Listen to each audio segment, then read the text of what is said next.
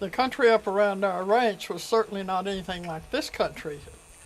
It was either flat or undulating, and it had a lot of beautiful playa lakes on it every time it would rain. And when it did, we'd hear the curlews, which had a plaintive call, which you could hear. And if I by accident hear a curlew, they're almost extinct in this part of the world. I'll never forget that plaintive call that the curlew have. It's a long-legged, rather pretty good-sized bird that has a long curved beak, and they waded out in those playa lakes to eat.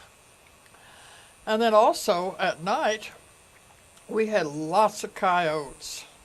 And as soon as it got dark, those coyotes would start to howl back and forth to each other. And it's a sound that a lot of people don't like, but I love to hear those coyotes howl, and it was wonderful to go to sleep to hear them howling at night. And we had other wildlife too, with lots of prairie dogs.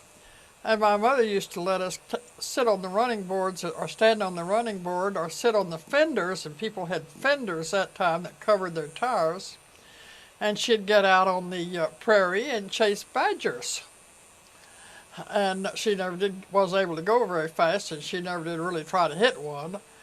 But she enjoyed seeing them run in front of the car, which they did. And there were also lots of rattlesnakes. And I'll never forget I went barefooted most of the time. We had a man, he was out hunting rabbits one day, and I was going along looking up at the sky, singing, and looked down, and I'd almost put my foot right down into a coiled rattlesnake. And I started screaming and yelling and couldn't move, just stood there with my foot up in the air. And Robert, the man's name was Robert Cummings turned around and shot that rattlesnake from underneath my foot. But we cut off the rattles, and I think it had about 20 rattles. And the rattles were supposed to indicate the age of the snake. They got a new rattle every year. I don't think any of us ever did get bitten by a snake. I don't recall that we did, but they were there. And also lots of jackrabbits. And I don't see a jackrabbit anymore. They're almost gone in this part of the world. But it was pretty primitive. But I've told about driving up there before. We could sit on our front porch and see a mesa in the distance. It was over in New Mexico called Rabbit Ear. And when we were driving up here and Rabbit Ear would begin to come into view, we'd all start yelling, "I see Rabbit Ear," and somebody said, "Now you know you didn't, I saw it first." We never did decide who got to see Rabbit Ear first. But I never could figure out why Rabbit Ear looked like a rabbit ear, because it didn't to me. And I didn't know until I was grown and read about it that Rabbit Ear was the name of a famous Comanche chief who lived out in that part of the world. And that was really, all of that part of Texas was Comanche country.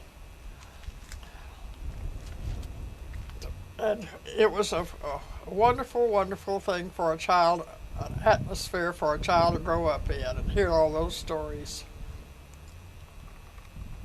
You asked me one time what we did for fun, and I forgot to tell you about the old mare that we all loved named Baldy. And Baldy, we'd go get Baldy and bring her up and put a bridle on her, but no saddle. And maybe 3 or 4 of us would get on Baldy to ride. And Baldy would start around the house in a circle. She'd go start, and there was a big apple tree out in the back that had a low limb. And old Baldy, we couldn't guide her away from that limb to save our life. And she would go to the low limb and wipe us all off of her rear end, and we'd all go off on the ground. And then she'd get on the other side and stop, and we'd all get on, start around the house again. Come around the house, and Baldy would wipe us all off, stop for us all to get on. We'd get on, and she'd come around and do it. And we would do that for the hour.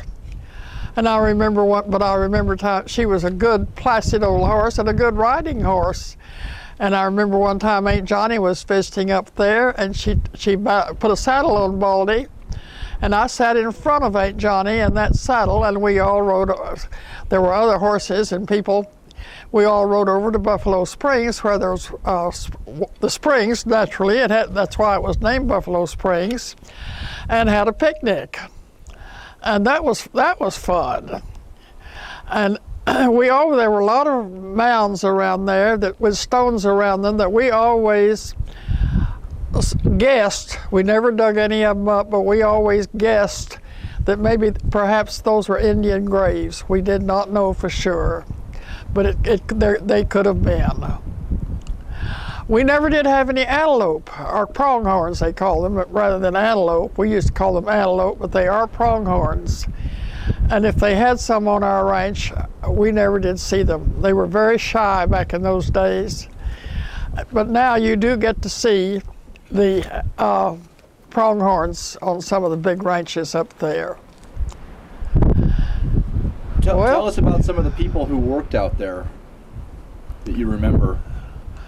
Well, when I first went up there, the ranch foreman was a man named Alexander, and I really don't remember them too well, and I don't remember their names, because I really was just a little girl. We quit going there when I was 6 or 7 years old. I mean, on a regular basis in the summertime.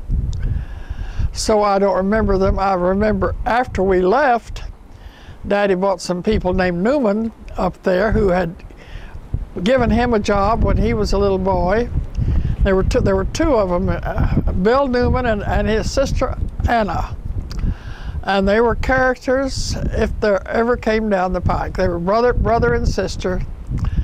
Bill had a great big floppy mustache that hung down over his lips, and he used to strain his soup and his coffee through that mustache. And Aunt Anna probably weighed close to 300 pounds at least. And she wore high-top tennis shoes and a great big moo-moo. And she made biscuits that were about the size of a saucer. And fried ham and all of this stuff that was due to give you cholesterol until you just nearly die. But they really were not ranchers. They were tenant farmers, and that's where they really didn't know too much about ranching. But they had been good to Daddy when he was a little boy, and he wanted to be good to them. Now, Bill had a younger brother, and I'm not sure what that man, his name was also Newman, and he had 3 or 4 children. And so they also came up there and worked on the ranch. But I don't remember the names of any of the cowboys. I remember some of the funny things that happened with the animals. We had a big old sow one time that had about 11 piglets. And I was over at the barn sitting up on the fence looking at those new piglets, and I fell off in the pen. Well, that old sow came after me. They're very, very protective, and they can also be very dangerous. If that old sow could have caught me, she could have really hurt me. But I really made tracks and got out of that pen in a big hurry. And then I remember one time Mother and Daddy was going to butcher a calf. And they had put the calf in the barn to fatten it. And I'd go down every day and look at that calf. And I became very fond of the calf. And the day before they were to butcher it, I knew they were going to butcher it because I heard them talking about it. Mother and Daddy were going to Texline, and Daddy was up there visiting Wichita Falls. And I was too sick to go. Well, anytime I was too sick to leave the ranch, Mother knew I was sick. And I was ashamed to tell her what it was. And it wasn't a thing in the world except I was just sick at my stomach at the very thought of their killing that little calf. I couldn't stand the thought of it. And those are just some of the memories that come and go from the ranch. Now, Grandpa Morgan owned some other farms you had mentioned earlier. That's right. Where were those? Down by Lockney. He had 2 down there. And there again, the Newmans ran those farms for him. Bill and Anna were on one farm, and his brother, wish I could think of that man's name. Anyway, he and his wife and children were on the other farm down there. And as usual, Daddy, with his good business sense, kept those farms, and they were not money makers. And he got rid of them just before they started putting in deep wells in that part of the world down there, and those farmers ended up multimillionaires. So we would also go down there with him to those farms. I had farming and ranching experience there, and then later on I had farming and ranching experience with Dr. Rasco after I married into that family. But that's another story.